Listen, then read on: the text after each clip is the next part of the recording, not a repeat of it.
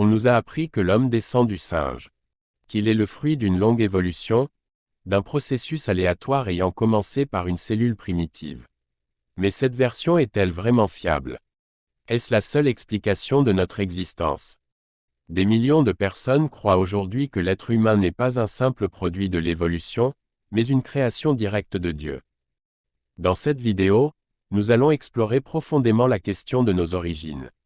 Nous allons comparer les arguments scientifiques et bibliques, remettre en cause certaines idées reçues, et découvrir pourquoi l'idée que l'homme vient du singe n'est pas aussi solide qu'on le prétend. Mais surtout, tu verras que derrière cette question se cache un enjeu bien plus grand: qui es-tu vraiment? Et pourquoi es-tu sur Terre? Partie 1. Que dit la théorie de l'évolution? Brève explication de la théorie de Darwin sur l'évolution. Darwin a proposé en 1859 que toutes les espèces vivantes descendent d'un ancêtre commun. Par sélection naturelle, les espèces s'adapteraient et évolueraient.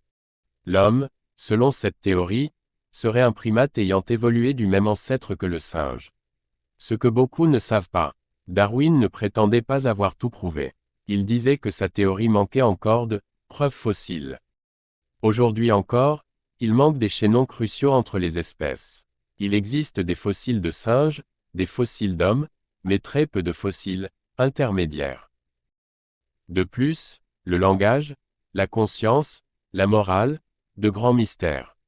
L'homme parle, réfléchit, aime, crée de l'art, pense à Dieu. Aucune autre créature ne possède cette conscience spirituelle et morale. L'évolution ne peut pas expliquer l'origine du langage, ni des concepts abstraits comme la justice ou la foi. L'ADN humain, un code d'une intelligence supérieure. L'ADN contient des milliards d'informations, comme un logiciel ultra complexe. Le génome humain est unique, même s'il ressemble à celui du chimpanzé, à 98%, mais avec des différences cruciales. La ressemblance génétique n'implique pas une origine animale. Tous les êtres vivants partagent des gènes. Partie 2.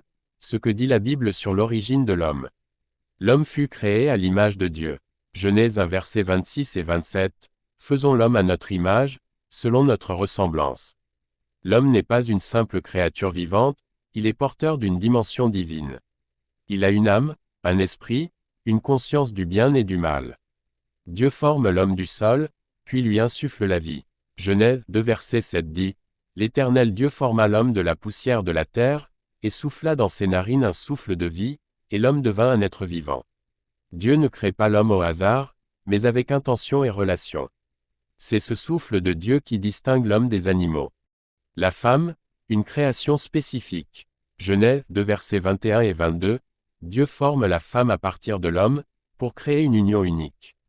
Le couple humain est sacré, porteur d'un projet divin. L'homme reçoit une mission: remplir la terre, cultiver le jardin, dominer les animaux. L'homme n'est pas un animal parmi d'autres, il est le gestionnaire de la création car il reçoit le pouvoir sur les animaux. Partie 3. Les faiblesses de la théorie de l'évolution. Les chaînons manquants. Des dizaines de théories ont été avancées, puis abandonnées. Des fossiles présentés comme preuve de la théorie de l'évolution ont été reconnus comme faux ou mal interprétés. Exemple, Piltdown Man et Nebraska Man. L'évolution ne peut pas expliquer l'origine de la vie. D'où vient la première cellule vivante? L'évolution n'explique pas cela. Le passage de l'inerte au vivant reste un mystère complet. Même les scientifiques reconnaissent: nous ne savons pas comment la vie a commencé. Un changement progressif ne peut pas expliquer des organes complexes. L'œil humain est d'une complexité extrême. Il fonctionne comme une caméra. Il faut que toutes les parties fonctionnent ensemble dès le départ. L'évolution progressive ne peut pas expliquer la naissance soudaine d'un système aussi précis. Partie 4. L'homme est une création unique et voulue. L'homme est un miracle ambulant. 100 000 km de vaisseaux sanguins dans un seul corps humain. Un cerveau capable de traitement en parallèle, de mémoire, d'imagination. Un cœur qui bat sans arrêt pendant 80 ans. L'homme a une conscience morale. Il sait distinguer le bien et le mal, ressent la culpabilité. Il cherche le sens, la vérité, la justice. Pourquoi? Parce qu'il vient de Dieu. L'homme a été formé pour adorer. Les civilisations les plus anciennes adoraient un Dieu. C'est universel. L'homme cherche toujours quelque chose de plus grand que lui. Dieu connaît chaque être humain. Psaume 139 versets 13 et 14. C'est toi qui m'as formé dans le ventre de ma mère, je suis une créature merveilleuse. Ton identité n'est pas animale. Elle est spirituelle et céleste. Conclusion. L'idée que l'homme descend du singe n'est pas une certitude. C'est une hypothèse. La Bible, elle, ne laisse aucun doute. L'homme a été créé par Dieu, à son image, avec amour et but. Tu n'es pas un accident génétique, ni un animal parmi d'autres. Tu es voulu, tu es aimé, et tu es appelé à vivre en relation avec celui qui t'a créé. Tu ne trouveras pas ta vraie identité dans une théorie scientifique, mais dans une rencontre avec ton Créateur. Alors pose-toi cette question. Est-ce que je vis comme un être créé par Dieu, ou comme un simple produit du hasard? Dieu t'attend, et il veut te révéler ta vraie nature.